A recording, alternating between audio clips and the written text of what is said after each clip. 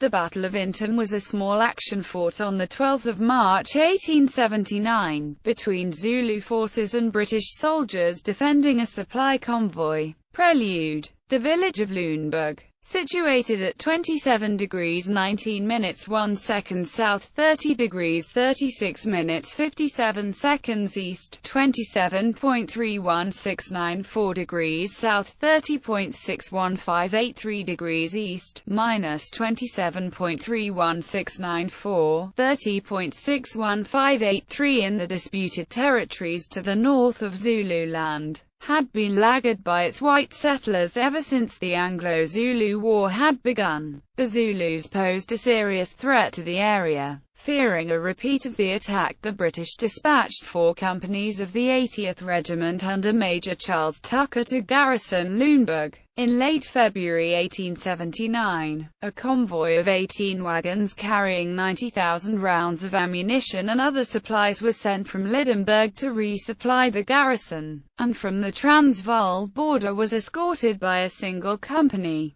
By the 5th of March, the convoy was still 8 miles from Lunenburg, having been hampered by rains which caused the rivers to swell and the ground to soften. Fearing a Zulu attack, Major Tucker sent an order for the company commander to reach Lunenburg that night, at any cost. The company commander took this literally and abandoned the wagons and proceeded on. The escort had succeeded in having 6 wagons reach the opposite bank of the Intombe, 4 miles from Lunenburg. 6 other wagons were 3 miles further back. On the 6th of March, a party dispatched by Tucker only succeeded in pulling free a wagon which was trapped in a drift, returning to the town that night. On the 7th of March, Tucker dispatched Captain David Moriarty with 100 men to gather together all the wagons and lager them on the bank of the Intombe, and then gave orders for them to wait until the river went down. On the 11th of March, Tucker inspected the lager at the river but found it to be poorly constructed, not being impressed with the inverted V shape in that the wagons were arranged with the base at the river. The river, however, had gone down and there was a gap of several yards between the base and the river. Other flaws in the arrangement were viewed by Tucker as affording no protection whatever in the event of the Zulus attacking in numbers. Furthermore, the garrison was weakened by being divided by a river with 30 of its number laggard on the other bank. The battle. On the night of the 11th of March 1879, 2 sentries were stationed 20 yards from the lager. However, their vision range was only 50 yards due to a rise to their front. At 3:30 a.m. on the 12th of March, a shot was heard close to the camp. However, the men returned to their beds after Moriarty decided that it was nothing. An hour and a half later, a sentry on the far bank saw to his horror, through a clearing in the mist, a huge mass of Zulus advancing silently on the camp.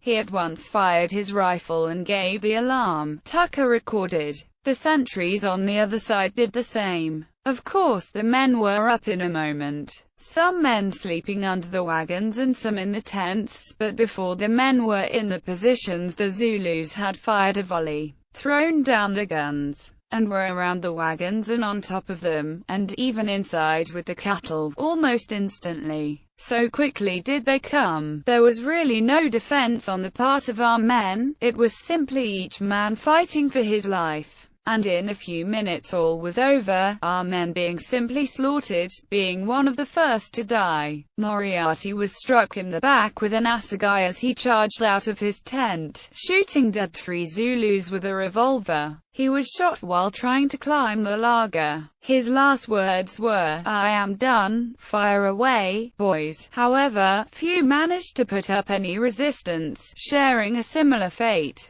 The few survivors fled into the river, the troops on the far bank providing as much covering fire as possible. Upon what survivors they could see reaching the Lunenburg side of the river, Lieutenant Henry Harwood, Moriarty's second-in-command, gave the order to withdraw upon seeing several hundred Zulus crossing the river. No sooner had he done this, when he grabbed the first horse he spotted and fled, abandoning his men. This left the survivors under the command of Sergeant Anthony Clark Booth. For 3 miles, the Zulus pursued the group of around 40 survivors. Whenever they drew closer, several of the bolder troops, along with Booth, stopped to deliver a volley, which dispersed their pursuers. 4 men who split up from the group were killed. The others made it to Raby's farm, around 2 miles from Lüneburg, where the Zulus broke off pursuit. The wagons were looted and all the ammunition and supplies were carried off by the Zulus or destroyed. Booth was rewarded with the Victoria Cross.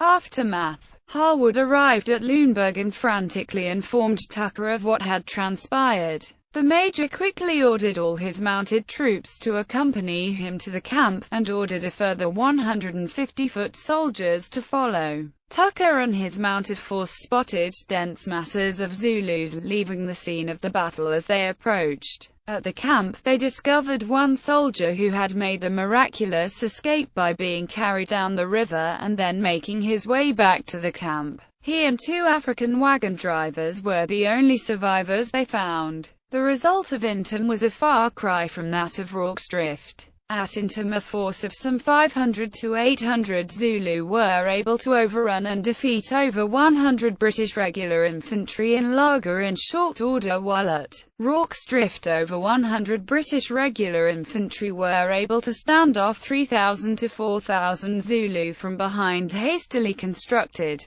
but sturdy, fortifications for nearly a day. Intombe demonstrated the vulnerability of the slow and awkward supply lines that the British Army was utterly dependent on. If the Zulus continued to exploit this vulnerability, any and all invading British columns could be halted or turned back. Amazingly, Harwood escaped the charges brought against him for deserting his men. In any case, his career was over and he resigned his commission in May 1880. Bibliography. Barthorpe, Michael. The Zulu War. Isandwana Lundi. Weidenfeld and Nicholson. ISBN 0-304-36270-0. Brooks, Edgar H. Webb, Colander B. A History of Natal. Brooklyn. University of Natal Press. ISBN 0-86980-579-7. Colenso, Francis E. History of the Zulu War and its Origin. Assisted by Edward Durnford. London. Chapman and Hall. David Saul. The Forgotten Battles of the Zulu War. BBC History Magazine 10. pp.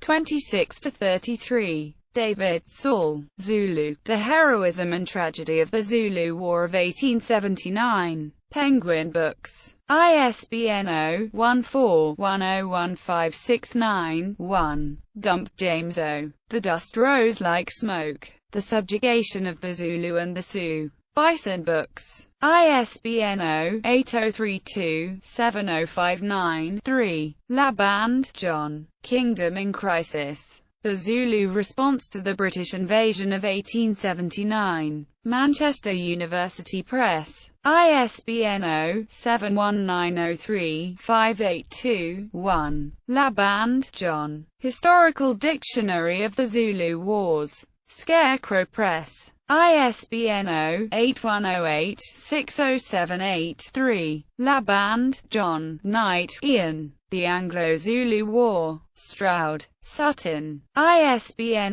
0-86985-829-7. Martineau, John. The Life and Correspondence of the Sobartle Frere. John Murray. Morris, Donald R. The Washing of the Spears. Da Capo Press. ISBN 0-306-80866-8. Knight, Ian. The Anglo-Zulu War. Osprey. ISBN 1-84176-612-7. Raw, Harold E. Jr. Anglo-Zulu War 1879. A Selected Bibliography. Scarecrow Press. ISBN 0-8108-7227-7. Thompson, Paul Singer. Black Soldiers of the Queen. The Natal Native Contingent in the Anglo-Zulu War. University of Alabama Press. ISBN 0-8173-5368-2. Spears, Edward M. The Scottish Soldier and Empire, 1854–1902. Edinburgh University Press. ISBN 978-0-7486-2354-9.